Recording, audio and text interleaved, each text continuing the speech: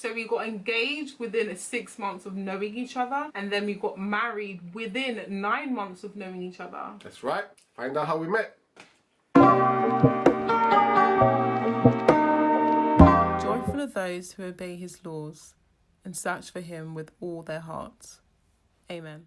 Hello guys, welcome back to my channel. This is going to be a video all about how we met. Yep, that's right. So we met in September 2018. We got engaged by March 2019. And we got married by June 2019. So that's 9 months in total. Yep. Sorry to interrupt, but make sure that you subscribe. It's free. And make sure you hit the bell button so that you do not miss any of my uploads. Well, I mean, it takes a female to give birth in 9 months, so why the hell not married? Exactly. Let's get into it. Let's get into the video. So, let's go back to that fateful day on September the 18th, 2018. September 15th. Oh. Yeah. Oh my. Oh wait, you know, sorry. My birthday is September 18th. I don't know why I added 10. Sorry. It was the week after my birthday I met him. Yeah. But yeah. So I'm gonna give my perspective, and Chola's gonna give his perspective, because obviously two people can be having the same relationship but have two completely different perspectives. So basically, yeah, we met through a mutual friend by the name Sahai. Sahai. God bless. God bless you. So Thank God for you. So basically, I met Sahai from Ruach, Brixton. Yeah. She used to attend the church in Brixton together. She basically moved houses and she started attending a different church, which was now Janet's church. So obviously, we were both her friends. When she moved houses, she did like a housewarming and then did a barbecue.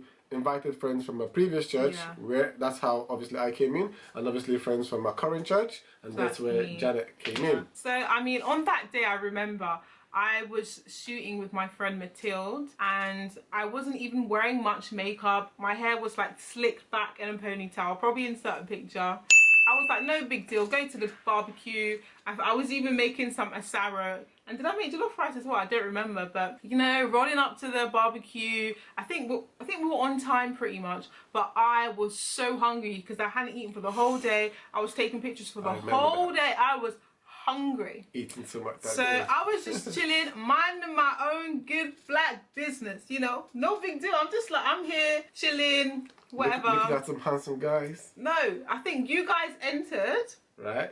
But then I was like, oh,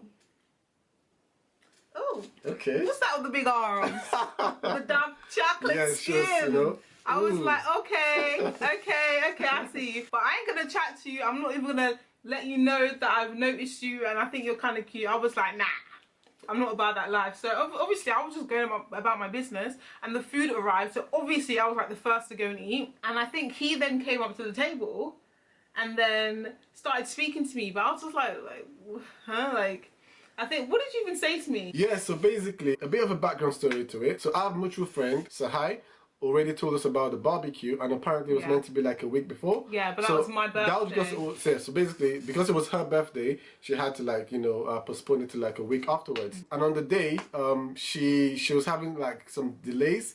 And so the time she actually told us to start coming, I was a bit late. So by the time I got there, it was packed. I just remember like walking through the house, getting to the garden, and then seeing a lot, you know, nice faces, some pretty faces. But I'm just getting in it. So I was trying to like, you know, find my way through. And then, so officially, we started, they asked everyone to like introduce themselves. Oh yeah, I forgot that bit. Yeah, everyone tried to introduce themselves, you know, and they were talking about some girl, some YouTuber. Back then, I didn't even record for like a whole year. So I was like, please don't even try to say I'm a YouTuber. Yeah, so the thing is, I just remember that day and I was like, there's no point being in situation, whatever, because that year or the year before, I was at a point in my life where I was praying to God and I was like, Lord, I really need something serious, like I want a proper relationship, something that leads into marriage, like I want a woman of God, innit? Like someone that loves God, and just a good relationship that leads to marriage. But then again, we live in a microwave age where when you pray about something, you want it there and then. Yeah. Do you get what I'm saying? So I was expecting that while I was praying, like a week or 2 weeks afterwards, probably like a month afterwards, I was going to meet this, you know, this woman. And it didn't happen that way. No. Obviously, God knows why it didn't happen that way. So, because I went around. Yeah.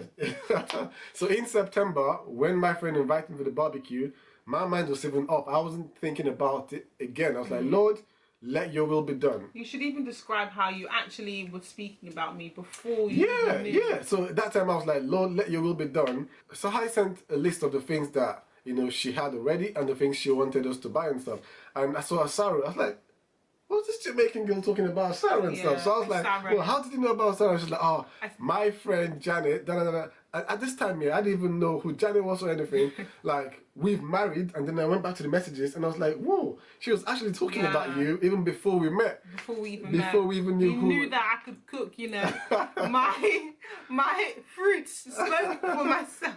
So yeah, so in my heart, this time so I wasn't even thinking about, you know, like a wife or girlfriend or anything. I was just there to have fun, enjoy myself, meet new people or whatever. So now this is me in the garden after everyone introduced themselves, and I was like, why am I sitting by myself? Just go around and talk to people. Yeah. So that's the point where I went to the table because I was really hungry. Yeah, so she was serving the food. I wasn't serving food. Oh, she was like trying to get some food. I was just trying to eat. But you were like close to the table though. Yeah, because I was wanting to eat. Exactly. Yeah. So I just went up to, I tried to get some food. Yeah. And then I was like, oh, she's actually at the table. You know, why don't you just like, you know, find out, just say something to her? She was looking nice, but for some reason, she had this big coat, like a big jacket. I was just like... Till this day, Shola calls this jacket Agbada. Literally, Agbada. That's what it is. Like, this Agbada is my favourite jacket. Agbada is like an African word that is so big. Literally so big you can't see anything. I was wearing a big old jacket. And I was just thinking, obviously this is September, it's not too cold, it's not too hot. The weather was actually good. So this is me in my t-shirt, all my boys in like t-shirt, rocking our t-shirts, looking nice and that. And she's wearing this big winter coat. I'm like, raw, why are you wearing that? That's in my head anyways. So I was like, speak to her, just find out, you know, more about her and stuff. And then all I remember from that day was she kept on pronouncing, oh, I'm Janet, I'm this and that. So the first thing that came to my mind, one of our chat members is called Jeanette, and she was like one of the ministers, and everyone was like, oh, Jeanette this, Jeanette that. So the first question was like, so, hi, obviously after introduction, so why did you pronounce the name Janet and not Jeanette? And I was like, first of all... And guess who attacked me? Because I was like, only Africans call me Jeanette. My name is Janet. Okay. Like, so guys... Even if you don't start on the right note with a girl, that doesn't mean you should. It's not gonna work. Yeah. Like, I'm a little bit, you know. Yeah. Obviously, you can see that we didn't even start on the right note because I was just like, "Why do you call yourself Janet, not Jeanette?" And she just attacked me in it. Like, well, only African. But really and truly, being a confident guy in that, I didn't even care. I just kept on going. I was like, "Oh right, okay." Do you understand? So how did that conversation end? We just kept on talking. So the thing is, like, when we met, we just had this connection, and we just kept on talking, and we didn't even stop talking. My first impression of this girl is like, oh, this Caribbean girl with like big, I forgot that bit. With nice long hair with a big coat, like big jacket.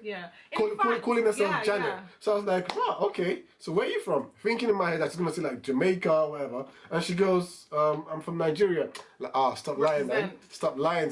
Like, come on. Nah, be true. Like, be real. I was where like, you from? I'm Nigerian. And she goes, I'm Yoruba. I started listing my name. I said my name is Ido, and I'm like, Mosoro, you know, my accent, please don't even try and crucify me, okay? Yeah, so she goes, I tried now. Yeah, so she goes, I'm Nigerian, I'm actually Yoruba. I'm like, go on. So tell me, say a word to me in Yoruba. And it's like, Omo Yoruba in the middle. I'm like, rah, okay. Hey. So yes, other than that, we just kept on talking, obviously about like, you know, similarities. Everything, like I can't even family, country. To the aspect we started talking about like the things we do outside work. Like obviously I've got a blog where I like, you know, try to motivate people, inspire them, and literally does exactly Zoe inspires, and she does exactly the same thing on like YouTube and stuff. So we just had that connection. We couldn't stop talking. We just kept on laughing for the whole that night. We'll have to insert some clips. It was so funny. It was bants, innit? Oh my goodness, we just kept on laughing. Hey. Oh. Don't get him. I remember when it was night and we moved from the garden into the rooms and my boys were walking past and looking at me like. I I even remember Matilda was looking at me, and I was just like, nah. Like, I don't know, because I didn't want to get ahead of myself. Yeah, like, same with me. Because at this time we just getting to know each other. Yeah. And there was no pressure like, this has to be my girlfriend or whatever. We were just happy to get to know each other. But I feel like we spoke about everything that night. Yeah, we spoke did. about like kind of like what we wanted. Yeah. We spoke about cooking. We spoke about how we don't want to get into a relationship or marriage and become big mummy and big daddy. Absolutely, we talk absolutely. About fitness, talk about faith. Absolutely. On the very first day, we made day. mention to each other that we don't want to be like an uncle or like an auntie. Yeah. Like, you know the way people get married, yeah? And then like, 6 months down the line, yeah? Uncle is like, I'm saying like some belly in that. I'm like, no, I don't want that. Can you promise? Funny enough, we just kept on talking about that. Yeah, I don't even know why. I don't, like, you just had, in hindsight, in hindsight. Like, it just went like this. Like, do you know, in your life, you're kind of like doing this with other people. Yeah. Then all of a sudden, one day, it's just like, boom. Boom. That was it. That was literally it. But I was still hesitant because you need to always test the waters. Yeah, you need to learn. You know, until I saw the ring and the marriage certificate, I was still going to chill. You know what I'm saying? Yeah, like, definitely. One good thing about her at the time is like she had herself protected in terms of like in church. One of the first things she said to me was like, "You're gonna have to meet my pastor." Yeah. This was after conversations. Anyway. Not on the very first day, but after we knew we were gonna date and all of that, she said to me, "You're gonna have to meet my pastor." You know, and to be honest, so I was actually fine with demons, that. You know, God forbid, I got no demons. God forbid, not you, but imagine if I brought someone to her and they were like, "Dude, all of this." But being secure in myself and who I was, being the son of a king, I was like, that's fine. I'm happy to meet your pastor. I'm gonna speak to her. I'm gonna talk to her. Yeah. And even aside that, she had like family, and she had like just protected by different like people in church, people that were praying for her, and people that had to go through before I had to get. You know, when you have like a flower in the garden, before you actually have access to the flower, you have to go through like certain things, and I had to go through like certain things before actually getting through her. I was not budgeting. She had herself protected. That's one thing I read. Yeah, we'll have to do a whole other video about the whole timeline, because obviously we got married within 9 months. You were thinking, whoa! But to be honest, a lot of people are there on the first date. Yeah. The legs are doing this. I can't lie. To me, that's marriage. Well, that's left to them, innit? No judging, it's left to them. No judgment, anyways, but it's up to them.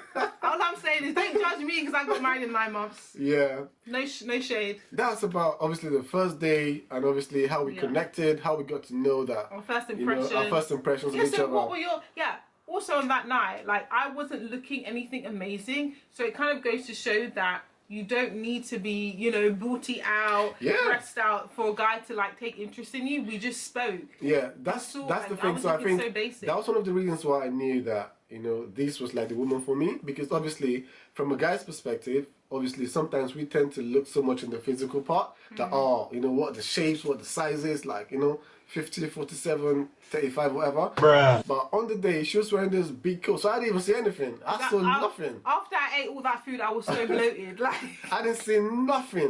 But after talking to her, after like getting to know her perspective and mine, I already began to think and say, this is like a woman I would like to have in my, you know. You need to speak about your conversation with Joelle after the party. Yeah. So all that just happened that day. I had a wonderful an intellectual conversation with her. We exchanged numbers. We exchanged numbers. I remember on my way back, one of my boys, Joelle, was like, "Rah, so we saw you talking to that girl, Janet.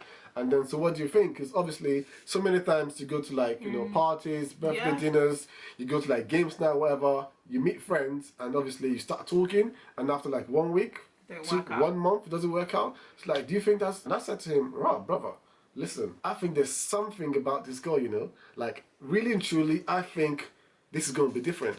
I couldn't tell, obviously, I was thinking about going the length with her, but at the point I said to him, I think this girl is going to be different. Like, I can sense something different in that. From the very first day, I could tell. I could tell? Yeah. I was a bit hesitant. Like, I could tell, but I was like, but still, I need to take this to God, to my pastor, to everyone. You know? Before having them access to the flowers in there. Yeah. That's good. But anyway, so we don't want to just obviously show you guys the highlight reel to life, because at the end of the day, we're all human. Yep. We are not a relationship to be idolized, because we're just humans. We're just like you. We make mistakes, blah, blah, blah. Yep. All that good stuff. So we just want to give you 3 key takeaways from a man's perspective and a woman's perspective on like how to find the one and all that kind of good stuff. So hopefully this is really helpful to you guys. Yep. So my key takeaway number 1 is to value yourself. You need to have standards, quite frankly. Definitely. And I'm not talking about those like outrageous standards like, oh, he needs to be a millionaire by 25, because that's just like childish kind of stuff. I'm talking about, so I'll actually tell you some things that were on my list. So for me, my future husband, and I wrote all of this down, okay, and we actually shared this with each other when we were going through the whole journey. I was like, my future husband needs to love God more than he loves me, because then I know that he will love me also. My future husband needed to know God for himself.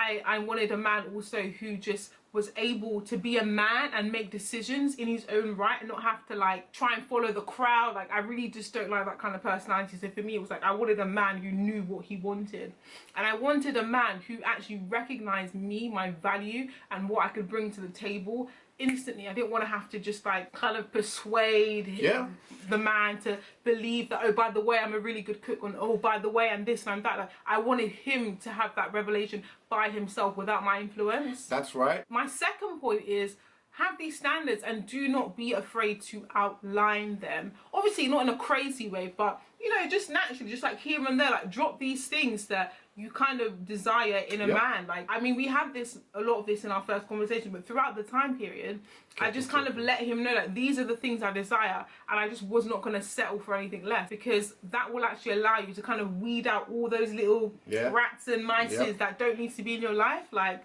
literally outline what you want. That way you're both on the same page as to what you're getting into, and it's very clear. Like, communication is so important.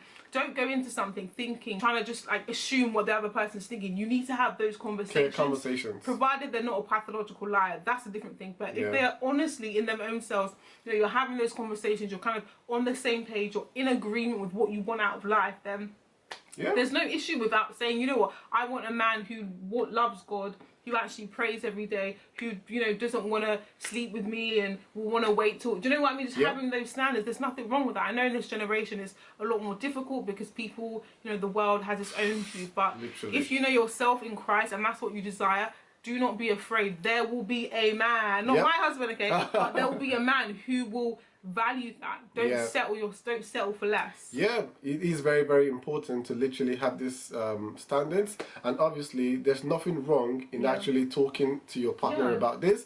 Unfortunately, like, sometimes you have conversations with certain girls or man them or whatever, and it's like they'll be like, oh, so we've been in a relationship for like 4 years, 5 years.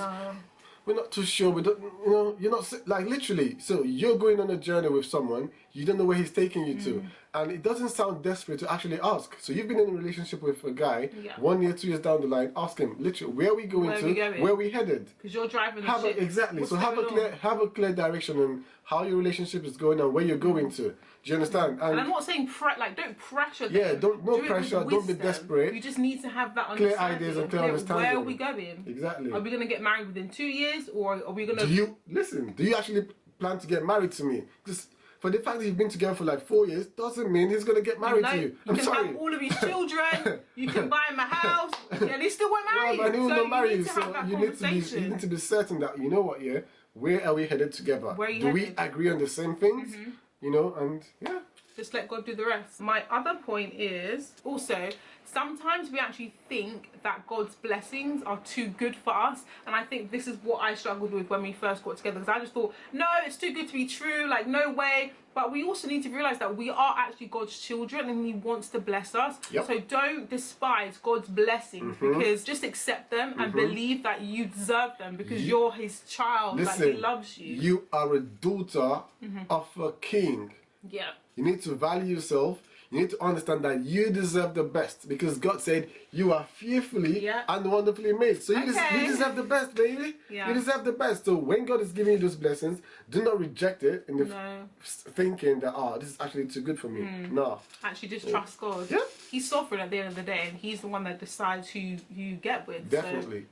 So I know I was going to say 3 points, but this is going to be a little bonus point. My fourth one is, you don't need to be perfect to get engaged, to get married, to be in a serious relationship. relationship, because at the end of the day, God's grace is sufficient. I mean, we can definitely testify that. Literally, before I met Shola, I was probably in like the worst place. Like, I had just gotten to the point where I was like, I literally just give up. Like, this whole relationship, man, like, it's long. It's actually flipping long. Situationships. Literally, I was like, what? Like, because, and then I ended up speaking to people that I had no business speaking with. Not that they were bad, but I just knew that this is not my spouse. But eventually, when I got to my senses, and I just kind of like, you know what, God, regardless of anything, I'm just going to trust you. And I said that to God, and then boom, I literally met Shola, and the rest is history, and now I'm married.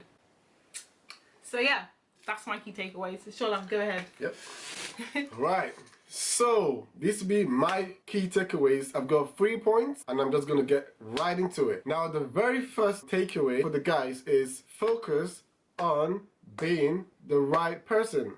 Now, so many times we want to meet the right person, we want to get into relationships, and we're thinking, oh, how do I find the right person? How do I know she's the right person? Da, da, da, da.